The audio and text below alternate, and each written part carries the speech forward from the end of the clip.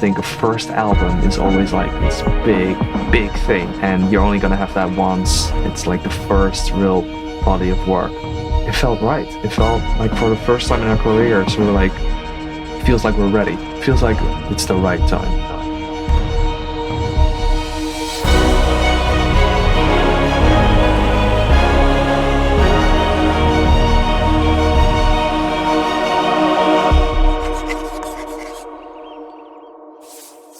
I think I've always been into music my whole life, but it wasn't until I turned 10 when I discovered dance music. I'd never heard anything like it at that age before, but I remember my sister, I think she set me down in an old room that we had in our house, and she let me listen to Traffic by Tiesto. This was 18 years ago, and I remember sitting in that room just getting goosebumps. I think, like, oh my god, what are these sounds? I started listening to NSYNC when I was like, what was it, 8 or 9? And you a had small fella. You had posters on your wall from NSYNC? NSYNC, and then really quickly, I don't think they lasted for that long, but Justin Timberlake was just like the main guy. And then I bought Justified. My friends wanted a copy of it too, because they all loved like Senorita and all those songs. Yeah, Rock Your Body. Yeah, just so many good songs. And from there on, I think I was 12, 13 probably. From there on, electronic music became more and more popular, but kind of evolved into dance music from there. Do you remember the first moment we met? I actually do remember that, because it was, I think, my first day in like the new classes. So New Year was September. I remember like vibing with you really well. I thought you were kind of funny. You were more shy and quiet than you are now. I think I sat next to you and then another friend we had. Yeah. We just started talking about sports and music and gaming, FIFA. And at that point I was 15, so I was already well into early dance music. So I had MP3 player with little earbuds, and we would be in like either French class or, you know, anything really. One earbud in my ear, one in yours, and then I would just play you music that I found on the internet. Yeah.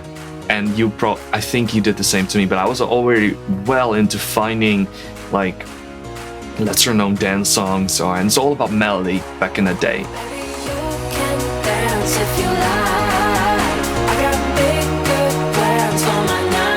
One of the things I love about the music making process is it's not just the creative songwriting, producing, writing the melodies, the chords, and I also like the technical aspect of it. Yeah. So the actual production, making it all sound well, mixing it all together, and making it a cohesive feeling song. When we were 16, 17, already had like a big urge to create my own music and like learn how to do it, because we were so into it, so captivated by it. I was thinking about it and busy with it every day, like finding new music, making playlists. We're doing mixes. Yeah. At a certain point, I remember you would come to my house often, and I had downloaded this program called Virtual DJ. And I had no equipment, and you remember my bedroom setup. It was very small. Yeah. I had barely had like speakers were this big, you know, like mini speakers. I had no gear, even no outboard gear. No. So it was all with the mouse. And we were mixing with the space bar and I think the mouse to mix it in. The day after, sometimes we would spend 4 hours making these mixes. Then the next day we would go to school, listening to the mix and critiquing like song choices. Yeah. Yeah, that was like our first steps into dance music. But I do remember listening to your melodies and I was like, oh my god, this is so good. Like, he actually has incredible talent for melodies and chords. This was in the middle of when I was already teaching myself how, you know, the technical parts of producing music. And at a certain point, I remember for myself, I said to my mom, okay, listen, I am gonna make a studio. I'm gonna build a studio. I'm gonna move out of the house. And I was very certain of it. And she said, well, that's great. What do you think is gonna happen when you make music in the middle of the night when you live in an apartment building? I was like, yeah, I'll figure it out. She's like, okay, why don't you try this? There's a spare guest room. Why don't you set up a studio there and see how that goes first? And that's the luck I had. That's just complete luck. And that's why, like, my parents have been instrumental in getting our project off the ground, really. It would not have been possible without them. So the first time you invited me over, I was like, let's do this. Like, let's see a studio. So I walked in and then saw these panels. I thought it was the coolest thing. And that you built the frames and everything, and like selected the cloth that was the perfect like absorbent for frequencies. We just started making music. Our first original, I think, started that day. Very early on. I would say in the first few days, we both felt like this is working. And it's really nice to say that now, as we sit in this beautiful studio and we made this album together and we have this career that we're very proud of.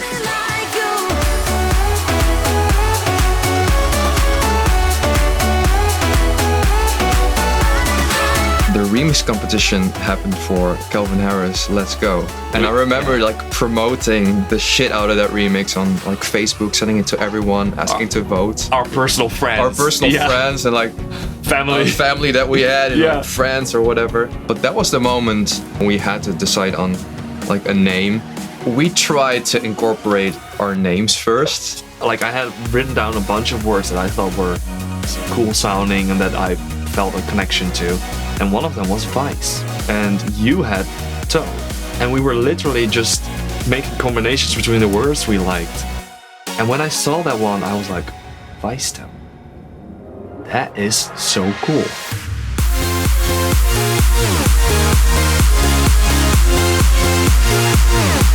We did some free originals, like 20 in California, I think. But we did not have like an official label release. And so Harmony was on Monster Cat. And it was like our first year, still 2012, first year we started making music together.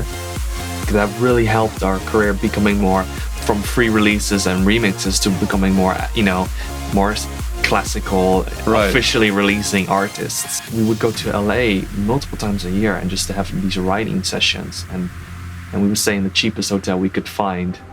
And we would just have, every day we would just be in the studio. And again, it was an amazing feeling. At that point, it was all very new to us. And I remember I just couldn't believing like, this is what we do. This is like our life now. This is our career path. And it all felt exactly right. Like it felt almost like it was meant to be. This is what we wanted. And we were doing it. Those sessions in LA were also one of the reasons why we wanted to move to the US anyway, because we love that writing vibe that's in LA and so many talented people. We took so long to make our first album because we moved around different places, different cities, and we were traveling so much. Even in the first 5 to 4 years, we were still learning so much about vocal production, how to write good songs, how to, arrange it in a way that we wanted it to. Still developing our own sound, which really came to fruition, I think, when we released Nevada. And that's part of the reason why I'm so grateful for how it's doing, or how it's been doing. Because it took us so much effort. Like it took a long time for us to get that mix right. Yeah. It's like one of those songs where we didn't expect anything. We expected some love, but like we did not create anything for radio. There was no it was not even a radio mix because it was just no one had expected. And that's something it's so hard to predict what songs will do well.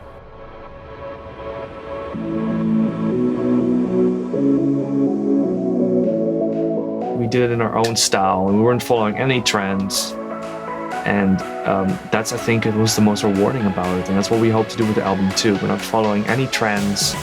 For our music, we have a very clear vision of what the music that we want to make and the sound that we want to create. One of the aspects that led to us deciding to do an album was Avicii passing. And I remember how big of an impact it had on us because he was one of the main reasons for me that I started loving house music so much. It threw us off completely. It was really difficult for us for weeks. It affected us and we had no idea at that point that a death like that for someone who you didn't know personally could affect you like that. Right. We realized more and more wow, yeah, he might have passed away and it's incredibly sad and it's a shame because he was so talented. But he did leave all these amazing songs behind. He left these 2 incredible albums. He left a legacy, and we want to leave something behind too. I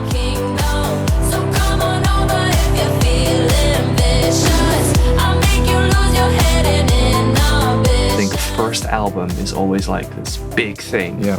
and you're only gonna have that once. It's like the first real body of work. It felt right. It felt like for the first time in our careers, we're like, it feels like we're ready. It feels like it's the right time.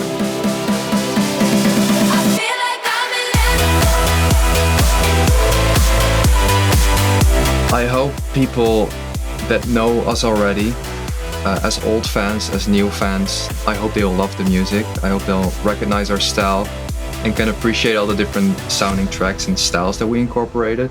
But I also think we're really doing our own thing here.